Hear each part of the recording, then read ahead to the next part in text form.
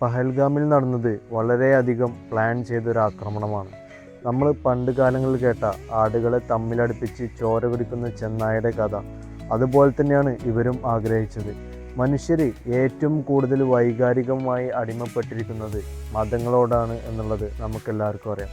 അപ്പോൾ അവർക്കറിയാം ഈ മതങ്ങൾക്കിടയിൽ ആക്രമണം അയച്ചു വിട്ട് കഴിഞ്ഞാൽ മനുഷ്യർ വൈകാരികമായിട്ട് പെരുമാറുകയും ഈ പെരുമാറുന്ന സാഹചര്യത്തിൽ അവർ ആഗ്രഹിച്ച കാര്യങ്ങൾ അവർക്ക് സുഗമമായി നേടിയെടുക്കാൻ സാധിക്കുമെന്നുള്ള ഉത്തമ ബോധ്യം അവർക്കുണ്ട് എന്നുള്ളതാണ്.